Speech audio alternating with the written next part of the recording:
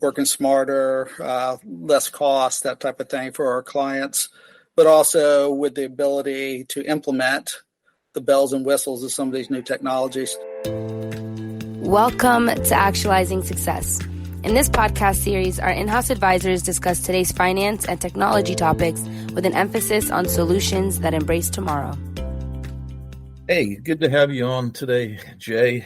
Just thinking about where we've come from into 24, it's really tough to imagine that as little as 2 years ago, we had mortgages that were between 2 and 3%. I know in my lifetime leading up to that, there's never been anything like it. And I've always said, it'll never happen again. But when we look at where we are now, rates are easily in the 6 and 7% range. And things have been tough. When you look at it, a lot of the companies that were in the origination business, especially those that sell servicing, they got really, really happy with those rates and were able to do quite a bit of business. And that's, completely hit a brick wall where I think you've seen loan origination go way down as much as 80%. You still haven't seen a lot of defaults, and I'm pretty sure that's going to remain stable. But, as we talk about things this morning, just kind of want to get your feedback and input, and we'll chat a little bit about what we think.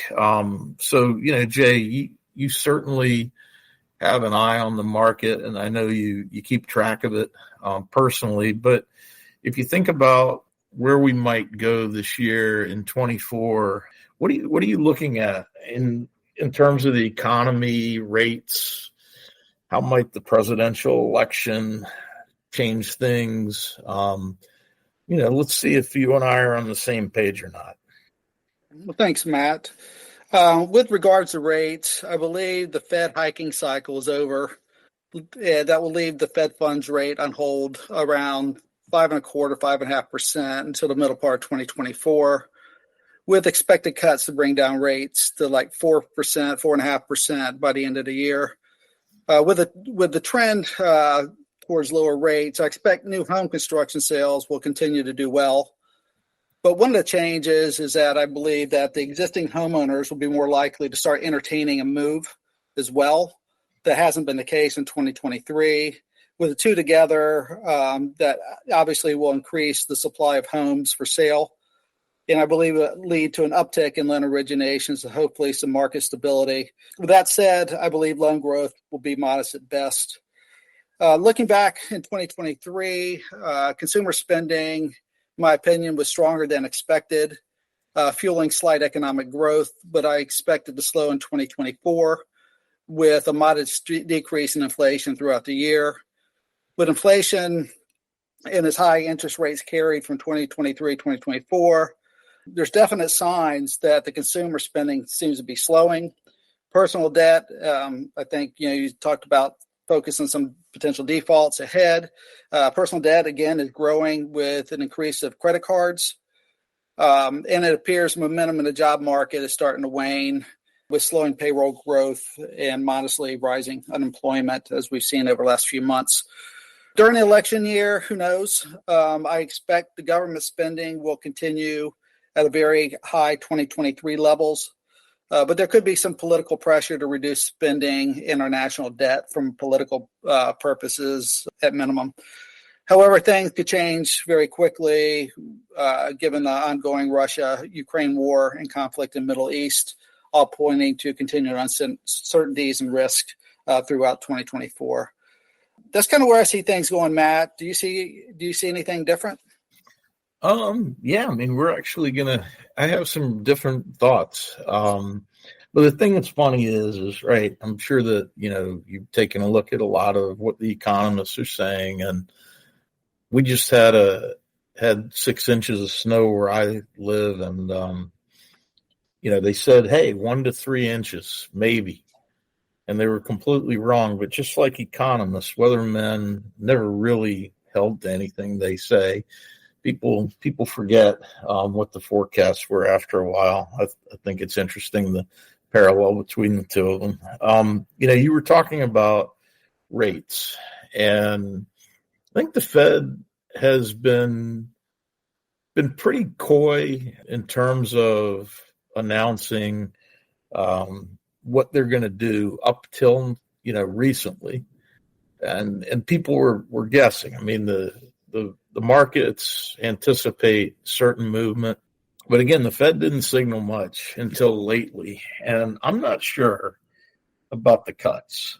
I'm waiting to see how things go. I mean, the economy seems to be in pretty good place, and inflation is flattening. I don't think there's going to be any price movement downward that's not related to something like commodities or what have you. But I'm not so sure about that, and I'll give you some reasons why I have my thoughts. One thing I will say, though, is when you look at mortgage rates specifically, there has been a pretty decent spread between Treasury and mortgages. And a lot of that is caused by people that really do need a mortgage / for whatever reason, they decide they want to be a first-time home buyer, and that's just what they're doing, or folks that have to move for one reason or another, either to downsize, to relocate for work or whatever. People are kind of stuck. And so I think that's why the spreads have been high, although they have started to soften a little bit, which kind of plays into some of your conversation. But the one thing that you didn't mention, which I think is really important, so we're, especially around where we are here in Northern Virginia, there have been some pretty good new housing starts and growth in that regard. Not that case around the U.S., but the big thing is there's no movement in existing housing stock. Very little supply is in the market, and a lot of what happens nowadays is that things don't even make it to the MLS. They're gobbled up, and a lot of times they're bought by investors. And so, my opinion, until we see some of the housing supply start to become more available, and you start to see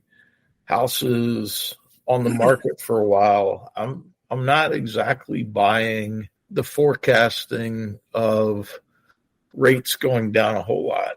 And I think the other thing that's important in all of this is that you've got a whole group of people, maybe starting back in like 2007, 2008, that are just very used to rates being as low as they've been. And it's highly unusual. I mean, the rates as they are today are historically fairly low in relation. I think my first mortgage that I had was at 10% or more, something like that. But again, I'm still going to be a little bit reluctant to see that things are going to move around a whole lot. And I think, again, the pundits tend to tell people what they want to hear. In terms of the presidential election, I agree with you. I think there's a lot of nervousness right now in terms of the way that people are looking at that. But again, the markets seem to be moving pretty well. Stock markets are either at or near all-time highs. So again, I think we're kind of on the same page with some of it, but I'm still a little bit reluctant to see mortgages head back down into the 4s and 5s. We'll see. I think that's pretty much where I'm at. Yeah, you mentioned the stock market. One of the things that's kind of interesting is that a lot of the pundits, as you mentioned, they're factoring in, I believe last I saw, like 7 rate cuts throughout 2024. I think that's very far-fetched. I think that if we see any rate cuts, it could probably be 2 or 3.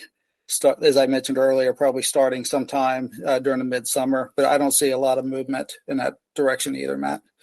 I think looking forward, I want to talk a little bit about the market that we focus on. What are the smart lenders and servicers doing now to prepare for the next rally?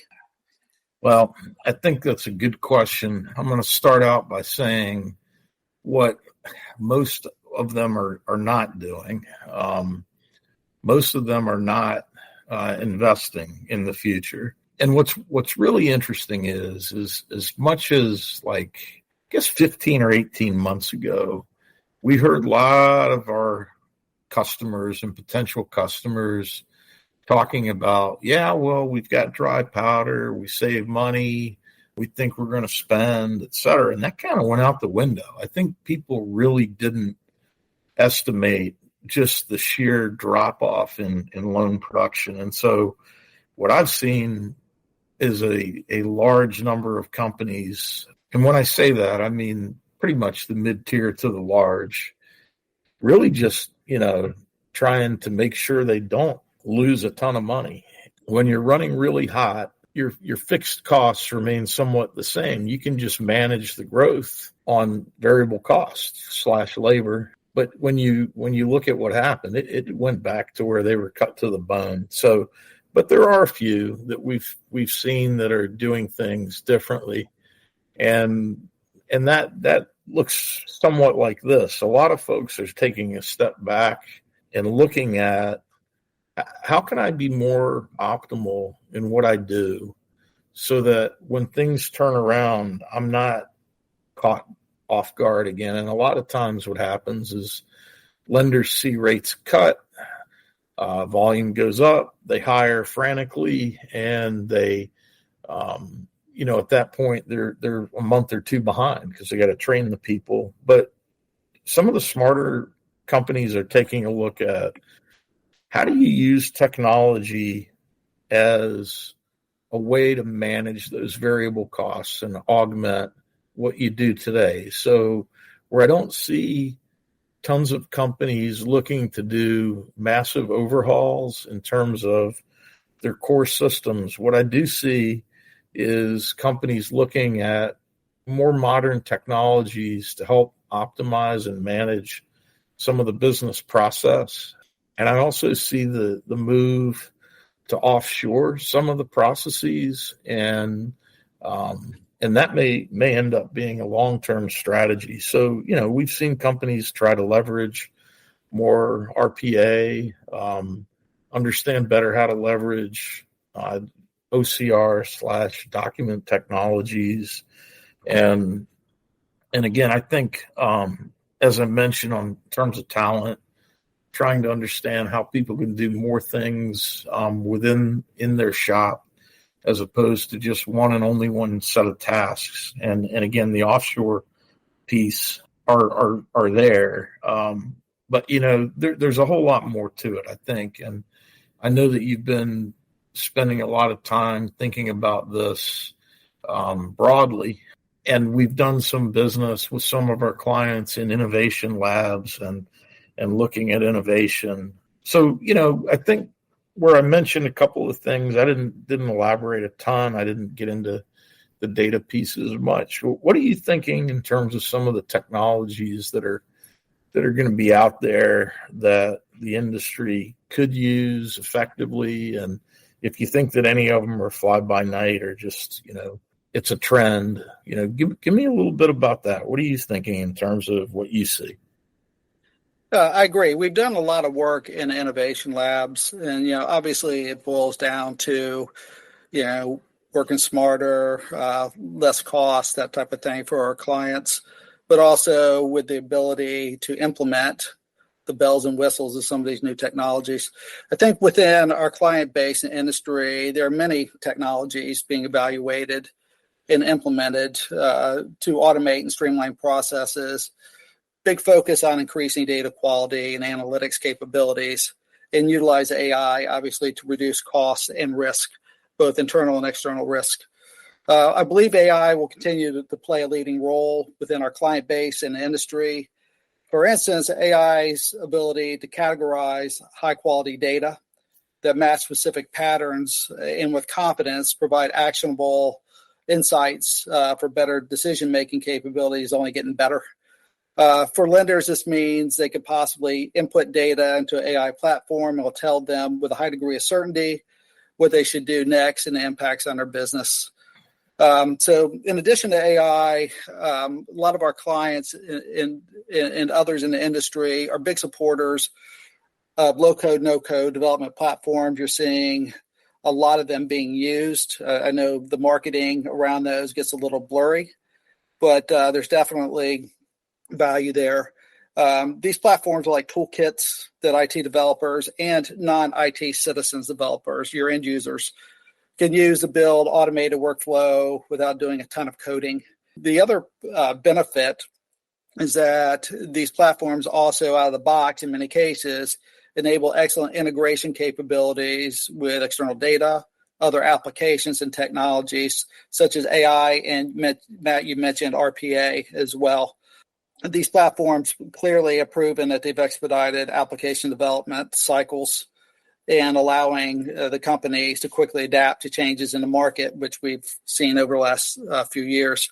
Real quick, in terms of some of the companies, according to Gartner's 2023 Magic Quadrant, some of the top players in the space are Mendix, OutSystems, Microsoft, Salesforce, ServiceNow, and Appian. I guess kind of looking forward in summary, as the industry moves forward using automation, AI, and all these things to handle loans and other transactions more efficiently and cost effectively, we just need to be careful that it's important to remember the human touch in all this. Those moments where interactions, empathy, personalized service, especially when dealing with complex issues and building trust, is required. So I think just looking forward, balancing the technological advances that we're seeing in front of us today and the personal touch will definitely be a balancing act for many of our clients in the industry for several years to come. Matt, what are your thoughts on that?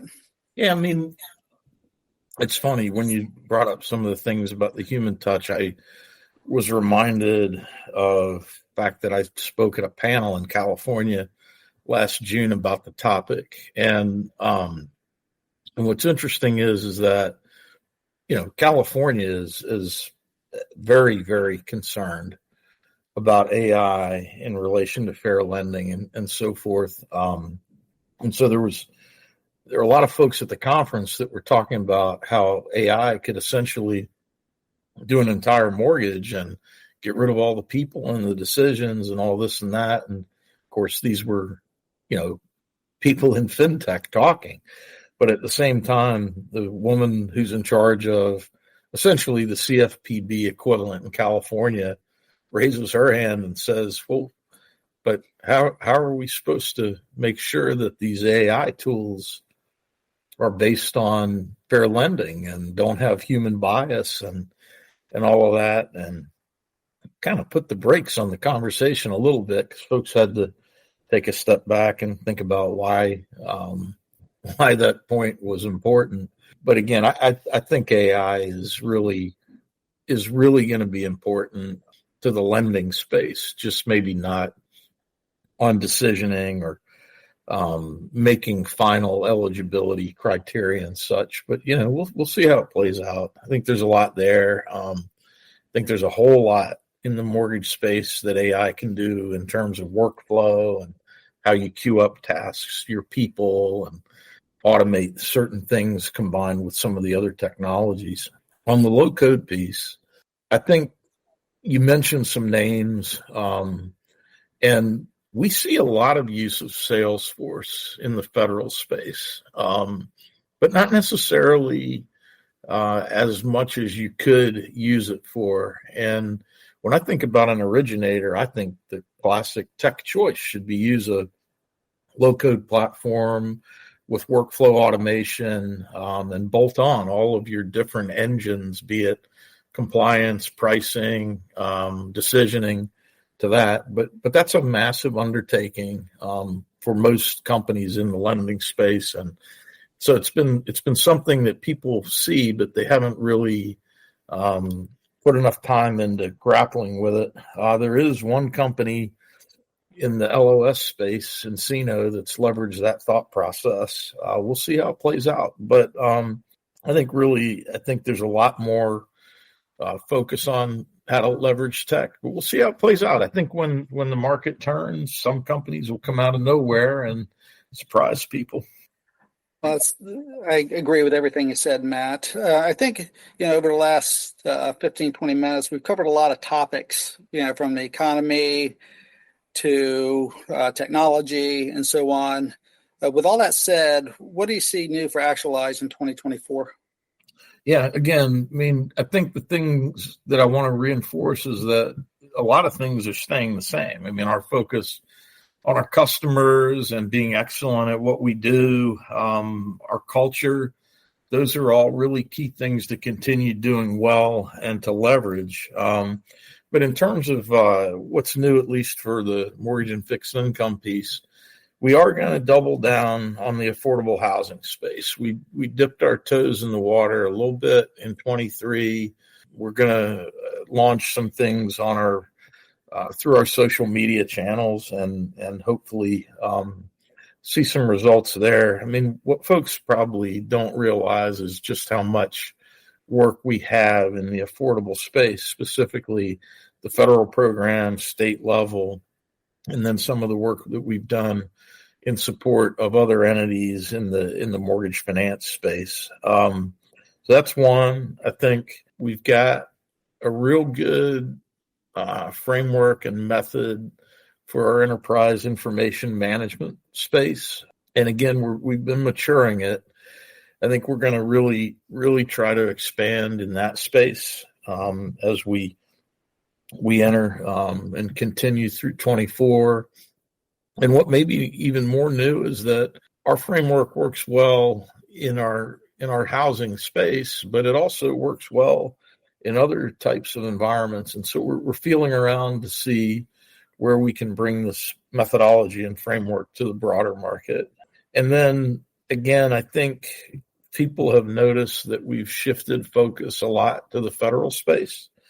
And we've done well there. We have good active engagements with many of the federal housing entities, and we want to continue that. And again, it all kind of comes back to the same affordable focus and expertise in the mortgage industry. So, I think for the most part, it's a continuation of what we do well with some expansion and some new ideas. So that's what we're going to try to do. Hopefully there's more to come about all of that. And of course, if folks need to get in touch with Actualize, you can look at our website, you can contact me, and, just continue to keep an eye on what we're up to.